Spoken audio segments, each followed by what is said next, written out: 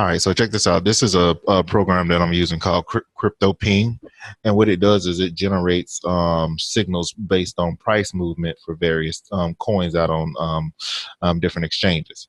And so what you can do is you can actually set it up so that um, you can get multiple signals throughout the day based on these different exchanges.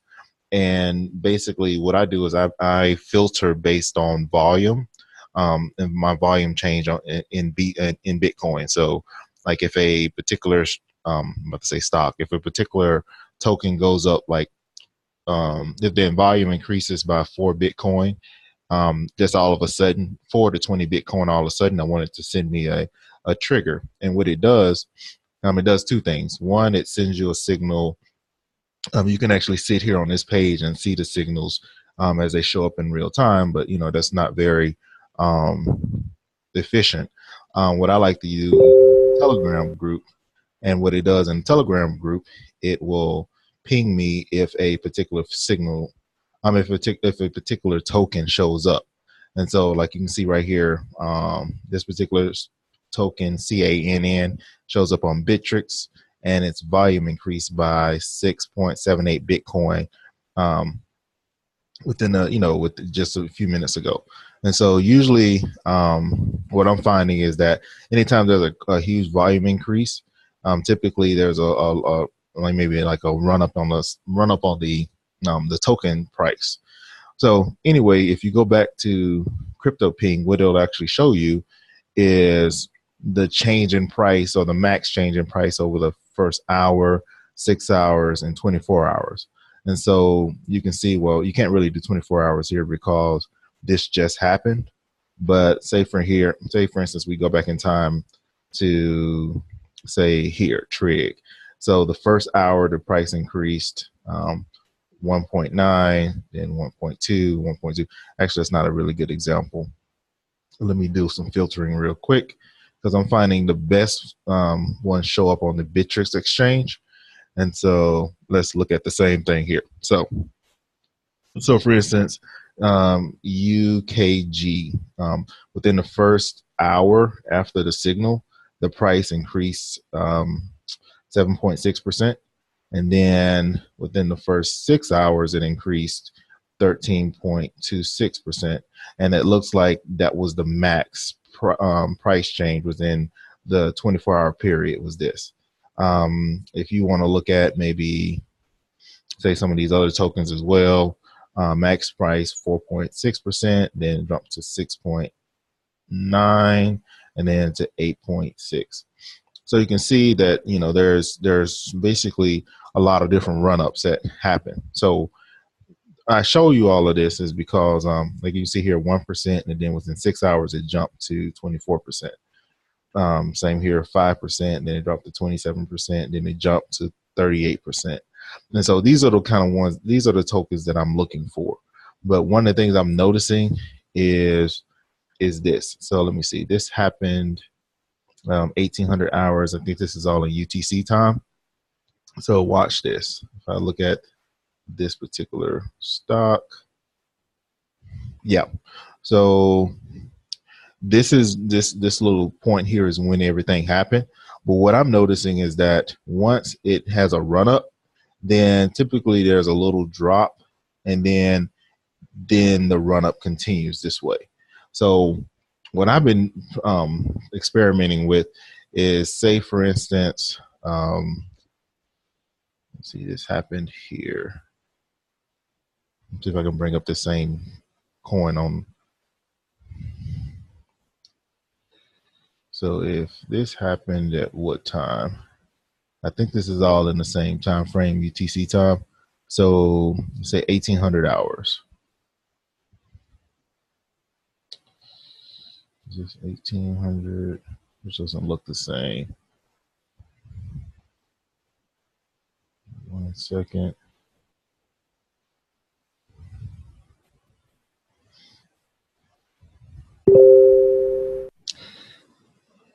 As you can see here, this is actually another ping that just happened.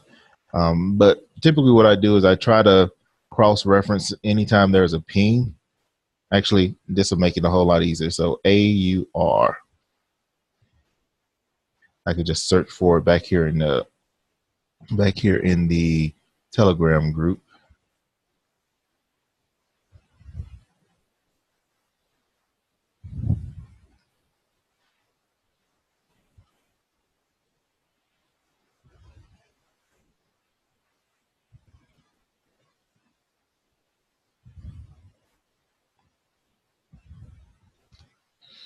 Yeah, so this happened AUR one. Let me make sure.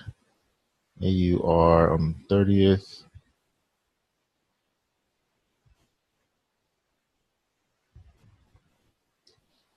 At 1 p.m.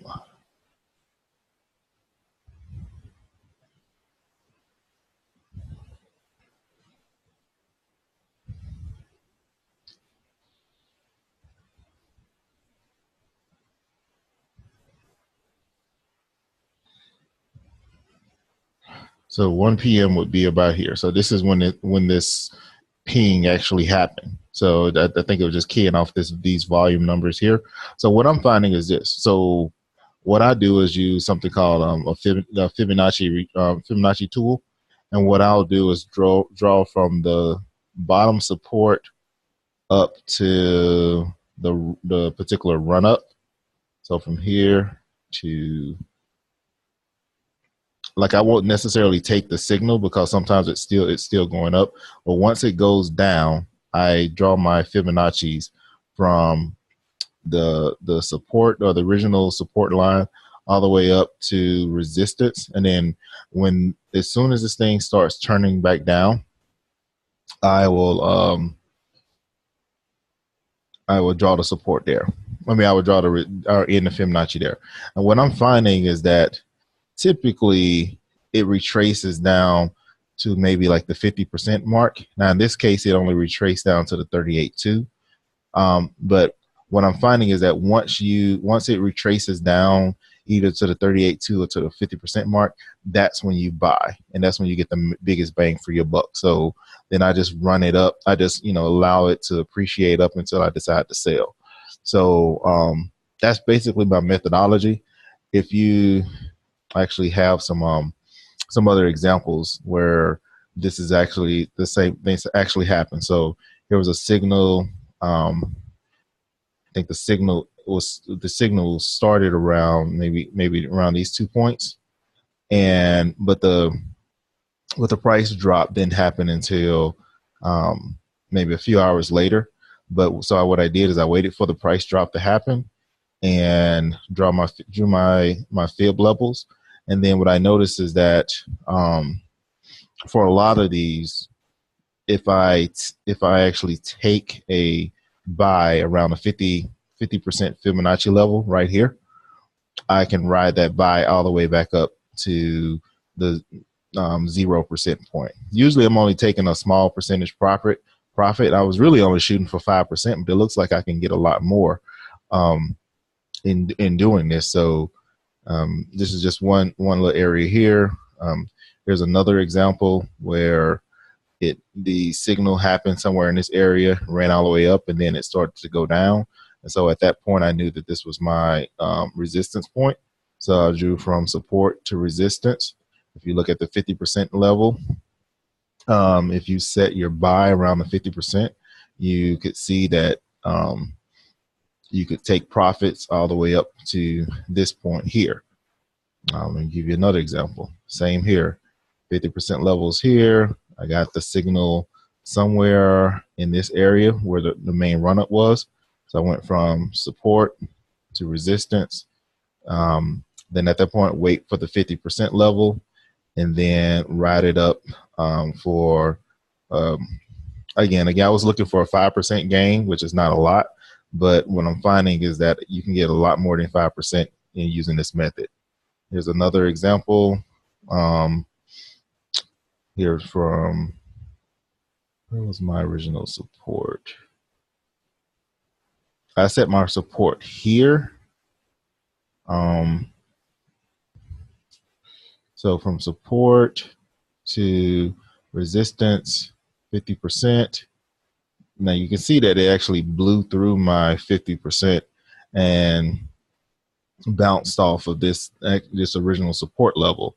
But as you can see, even though it bounced off that particular support, it still shot back up and blew through the 50% where I would have purchased all the way up here. Now, I probably could have used, and I probably should have used something like this as my original support. And in doing that, it actually looks a lot cleaner. So if I use support to resistance, bought at the 50, I wouldn't have had that huge drop because my 50 is actually a lot higher at this point. When I had the huge drop, and then I would have gotten all of these gains.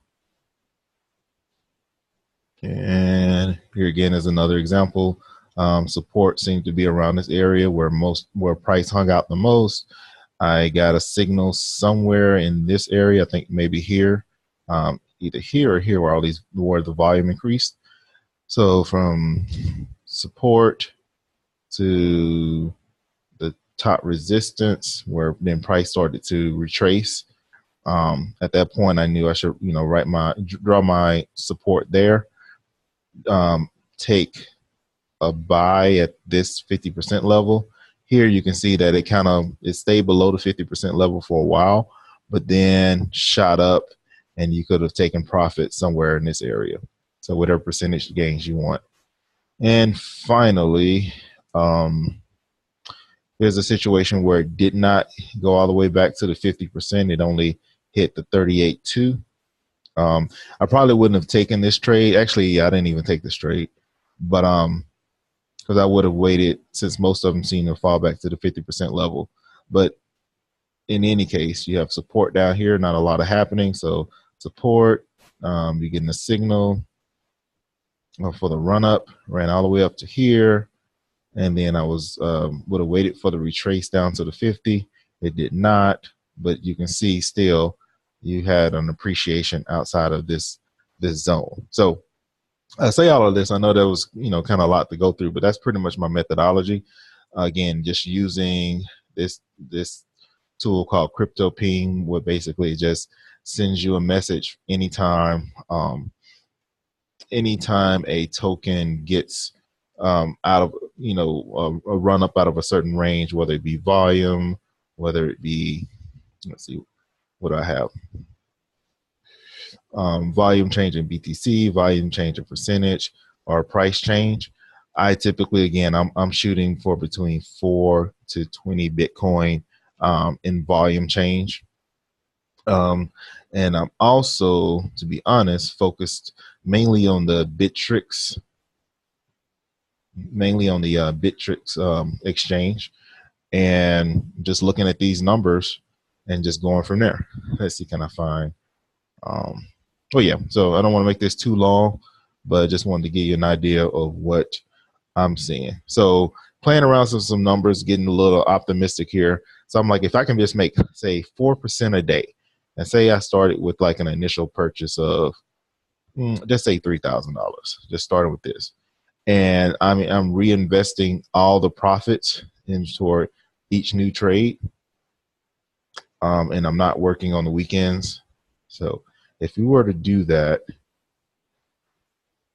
we could make like $80 million by December 8th of 2018.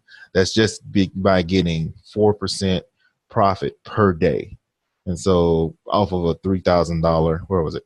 Out of a $3,000 initial investment.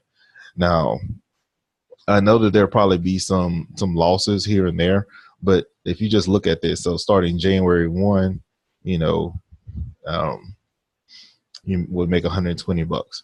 But come, say, by April, by April 2nd, that $3,000 is turned into almost 40 grand. So it's 39.9. And then just continuing on, just getting 4% a day, and just compounding it, over and over by, let's see, when do we actually hit 1 million? So that's 283,000. We become millionaires by